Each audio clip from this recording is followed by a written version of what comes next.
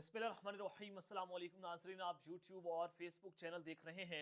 मैं राना उज़ैर हूँ। नाज़रीन, इस वक्त नताइज बदतरीन धांधले से बदले जा रहे हैं। नून लीग को जितवाने की हर मुमकिन कोशिशें की जा रही हैं। रासती मशीनरी का इस्तेमाल हो रहा है, लेकिन बदतरीन धांधला करके भी पाकिस्तान तहरीक इंसाफ ने इन सब की पतलूनें गिली करके रख दी हैं और हकीकत जीत चुकी है। अवाम की अक्सरियत जीत गई है और इस वक्त जो लाडला प्रो मैक्स था उसकी धुआं धुआं निकाल के रख दिया। पाकिस्तान की अवाम ने भरकस निकाल दिया है और बल्ला ऐसा चला है कि बल्ले ने, हालांकि वो मैदान में मौजूद नहीं था, और बल्ले ने मैदान से बाहर रहते हुए इन सब का सियासी तौर पर जनाजा निकाल के रख दिया है। और इतना ज्यादा मार्जिन है कि तकरीबन 24 घंटे हो चुके हैं, ये धांधली करके भी नून लीग को जितवा नहीं सकते।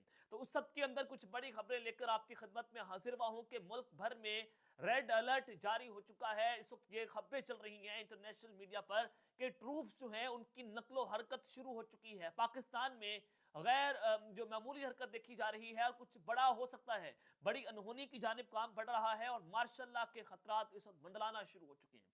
ये खबरें कहां से चल रही हैं? पाकिस्तान के army chief general Asim Munir, उनके खिलाफ एक बदतरीन प्रोपेगेंडा इस वक्त शुरू हो चुका है। उस प्रोपेगेंडा की हकीकत, उसका मकसद, उस हवाले से अहम तरीन तफसीलात आपके सामने रखनी है। और फिर दूसरी जानिब इस अदालतें खुल चुकी हैं, खून खराबा इस सड़कों पर हो रहा है।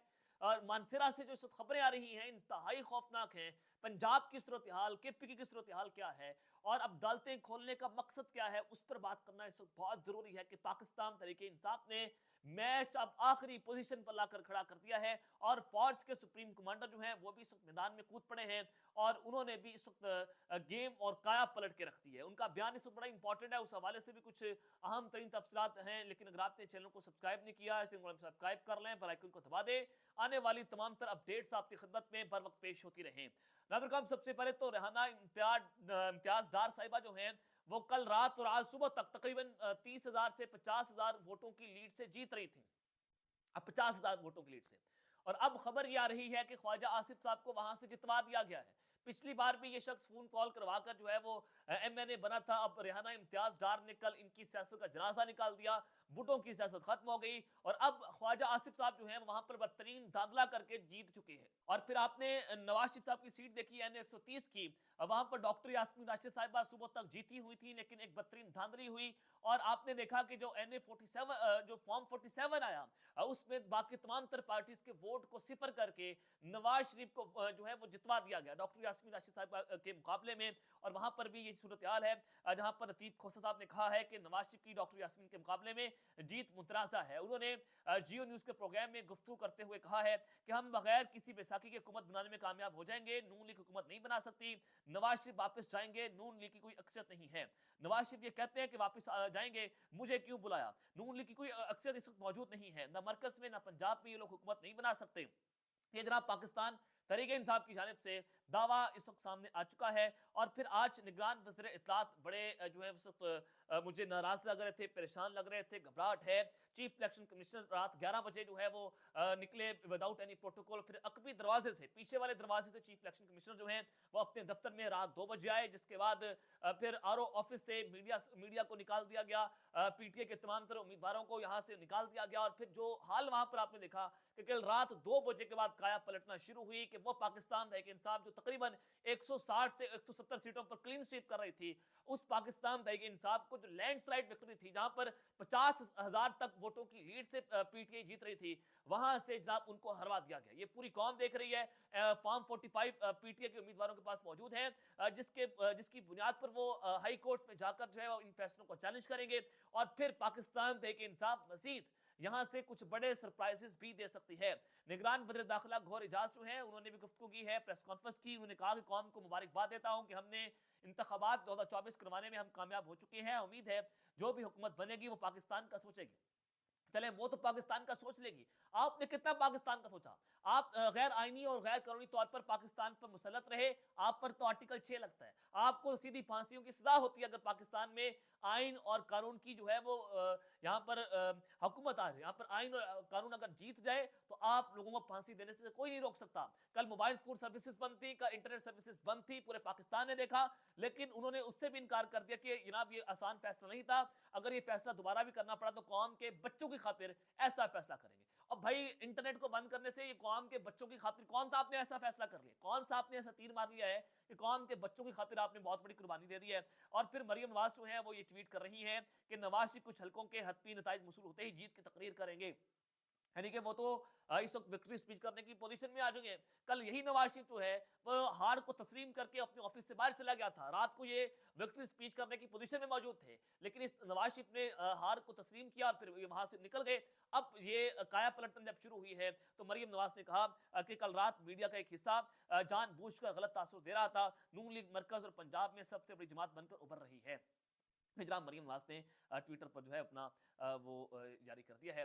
और इसहाक डार साहब की जो गुफ्तगू लीक हुई है कि जब वो लाइन पर मौजूद थे जियो न्यूज़ के साथ और वहाँ पर मैराथन हो रही है, और मैं अगर ये कहूँ कि पूरी पाकिस्तान में जियो न्यूज़ ने गैर जानिबदाराना रिपोर्टिंग की है इस पूरे इलेक्शन में, तो ये कहना गलत नहीं होगा कि जियो न्यूज़ बाजी ले गई है और जियो न्यूज़ ने जमहूरियत की जो है वो जीत दिलवाई है। और जिस तरह से अहमद मीर साहब को शुक्रिया अदा किया जाए कि उन्होंने आइन और कानून की जंग जीती है, उन्होंने जनाब जिस तरह से कल जमहूरियत के लिए आवाज़ उठाई, जिस तरह से पाकिस्तान तहरीक इंसाफ के लिए आवाज़ उठाई, इमरान खान के लिए आवाज़ उठाई, वो सब कुछ आपके सामने कि अहमद मीर साहब नंबर लेके, अहमद मीर साहब ने जनाब जो जईती फेर के रखती है वो सब कुछ आपके सामने। तो खैर जनाब अदालतें खुल चुकी हैं और अब अदालतों से फैसले आना शुरू हो जाएंगे। अब चूंकि पाकिस्तान तहरीक इंसाफ के उम्मीदवारों के पास फॉर्म 45 मौजूद है, वहां पर उनकी लैंडस्लाइड विक्ट्री है, वहां से पाकिस्तान तहरीक इंसाफ जो है बाकायदा तौर पर जीत चुकी थी। और फिर आपने देखा कि फॉर्म 45 के बावजूद भी जो उनके पास मौजूद थे, पाकिस्तान तहरीक इंसाफ के उम्मीदवारों को हरवाया गया। जैसे मेहरबानो कुरैशी की सीट है, रेहाना इम्तियाज डार साहिबा की सीट है,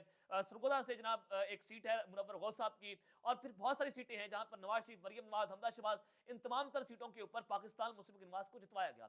और फिर लाहौर से जो सलमान अकरम रजा साहब जो हैं वो जीत गए थे, तकरीबन 30,000 की लीड थी, और जो वोट सलमान अकरम रजा को पड़े थे उन वोटों को तब्दील करके उन्हीं वोटों को जो उनके मुकाबले में उम्मीदवार थे इस्तेकाम पाकिस्तान पार्टी के ओन चौधरी, उनको वोट दे दिए गए और ओन चौधरी के वोट जो है वो सलमान अकरम रजा को दे दिए गए, जिसके बाद ओन चौधरी को जितवा दिया गया है। अब जनाब अदालतें खुलने की खबर है और सलमान अकरम रजा जो हैं वो लाहौर हाई कोर्ट पहुंच चुके हैं और लाहौर हाई कोर्ट में उन्होंने जनाब ये अपील दायर कर दी है कि वोटों की गिनती में बैठने की इजाजत नहीं दी गई, और इस फैसले को जो है वो लाहौर हाई कोर्ट में चैलेंज किया गया है। रिटर्निंग ऑफिसर ने दोनों वोटों की गिनती के अमल से बाहर कर दिया और अदालत रिटर्निंग ऑफिसर को उम्मीदवार की मौजूदगी में वोटों की गिनती करने का हुक्म दे, ये दरख्वास्त में इस्तदा कर दी गई है। लाहौर हाई कोर्ट ने NA 128 के रिटर्निंग ऑफिसर्स को तलब कर लिया है और उन्होंने सलमान अकरम रजा ने यहाँ पर दलाइल दिए कि मैं तकरीबन 8,000 वोटों की लीड से जीत रहा हूं और नताइज बदले गए हैं। रिटर्निंग ऑफिसर ने मुझे पुलिस से कहकर पोलिंग स्टेशन से बाहर निकलवा दिया है। सलमान अकरम रजा ने वहां पर जाकर दलाइल दे दिए हैं और जस्टिस बाकिर अली नकवी जो है वो अब समाप्त कर रहे हैं। तो अब ये जाना वहां पर शुरू हो जाएगा। फॉर्म 45 जमा करवाए जा रहे थे और मुझे वहां से निकाल दिया गया है। अब फॉर्म 45 पाकिस्तान के लोगों के पास मौजूद है और अब फॉर्म 45 छीनने के लिए जितने भी उम्मीदवार हैं उनको गिरफ्तार किया जाएगा। अब छापे पड़ना शुरू हो जाएंगे और अब ये एक बहुत बड़ा क्रैकडाउन पाकिस्तान तहरीक इंसाफ के ऊपर शुरू हो सकता है। लेकिन अब अदालतें खुल चुकी हैं और पाकिस्तान तहरीक इंसाफ जो है वो ये भी इस मैसेज दे रही है कि अगर बदतरीन धांधले के बाद पाकिस्तान तहरीक इंसाफ को हरवा दिया गया तो वो सड़कों के ऊपर निकलेंगे, वो एहतजाज करेंगे इस धांधले के बाद, इस धांधले के खिलाफ। तो ये एक प्लान जो है पाकिस्तान तहरीक इंसाफ के पास जनाब इस वक्त मौजूद है।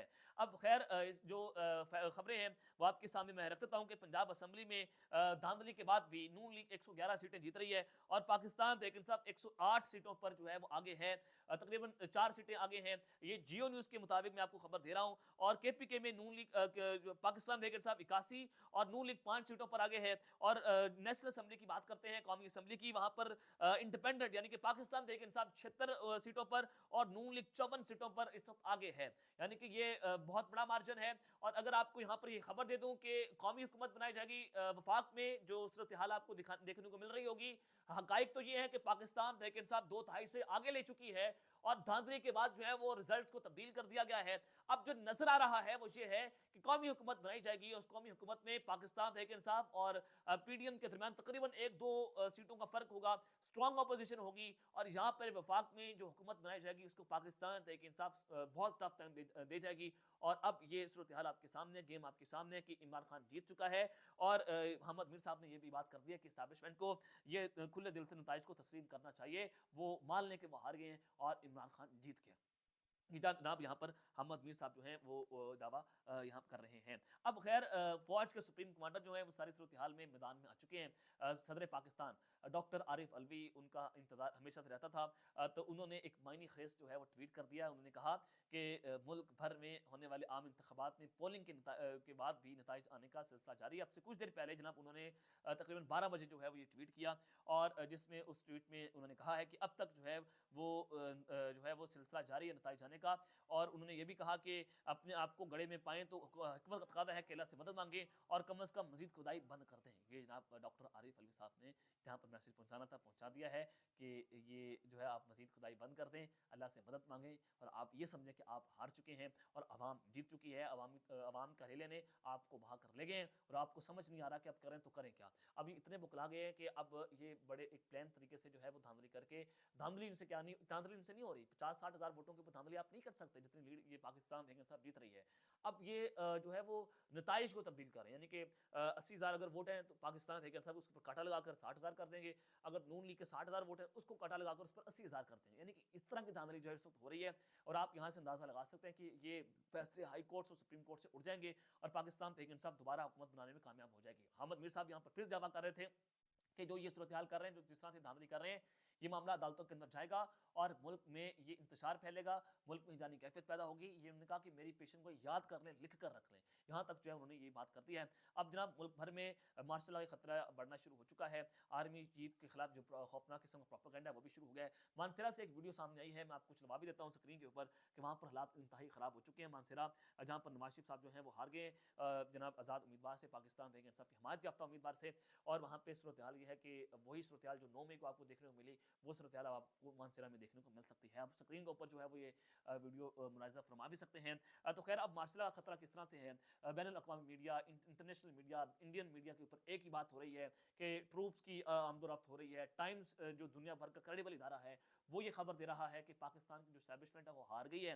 इमरान खान साहब के खिलाफ एस्टैब्लिशमेंट ने पूरी कोशिश की कि इनको हरवाया जाए, धांधली करके इमरान खान को रास्ते से हटाया जाए, लेकिन वो इस सब के अंदर फेल हो चुके हैं। ये पाकिस्तान के खिलाफ एक घटिया प्रोपेगेंडा बैनुल-अक़वामी इदारे कर रहे हैं। हमारी अपनी लड़ाई है, हम अपने मुल्क में लड़ाई लड़ लेंगे। हमारी अपना इख्तिलाफ है, हम अपने मुल्क में इस इख्तिलाफ को ठीक कर लेंगे। लेकिन ये जो बाहर से बैरूनी ताकतें पाकिस्तान में इंतशार फैलाने की साजिशें कर रही हैं, इस साजिशों के खिलाफ पाकिस्तान के अवाम को खड़ा होना चाहिए। पाकिस्तान के अवाम को उनको मुंह तोड़ जवाब देना चाहिए। ये चीज़ आपने समझनी है कि आपको इंतशार करने के लिए, फैलाने के लिए ये जनाब आप देने की कोशिश करें, जल्दी पर तेल फेंक रहे हैं कि पाकिस्तान तहरीक इंसाफ के उम्मीदवारों को या उनके सपोर्टर्स को, उनके वोटर्स को गुस्सा आए, फिर वही सूरत हाल बने जो 9 मई की सूरत हाल थी और दुनिया इसका फायदा उठा सके। तो इस वजह से मार्शल की खबरें बैनुल-अक़वामी मीडिया की जानिब से सामने आ रही हैं कि आर्मी चीफ कभी भी और किसी भी वक्त जो है वो मार्शल लगा सकते हैं, लेकिन ऐसा होता हुआ दिखाई नहीं दे रहा। और फिर नदीम मलिक साहब हैं, सीनियर सहाफ़ी हैं, उन्होंने ट्वीट कर दिया कि तहरीक इंसाफ के जीतने वाले उम्मीदवारों को जो मैंडेट मिला है उसका एहतराम करें। पाकिस्तान तहरीक इंसाफ के बल्ले का निशान सुप्रीम कोर्ट अपील सुनकर उन्हें वापस दे ताकि ये पार्लिमानी पार्टी हुकूमत बना सके और हॉर्स राइडिंग ना हो, वोट को इज्जत दें ताकि इंतशार खत्म हो और आगे बढ़ने का रास्ता नजर आना शुरू हो जाए। ये जनाब पाकिस्तान के बड़े बड़े सहाफ़ी जो हैं वो इनको यही मशवरा दे रहे हैं।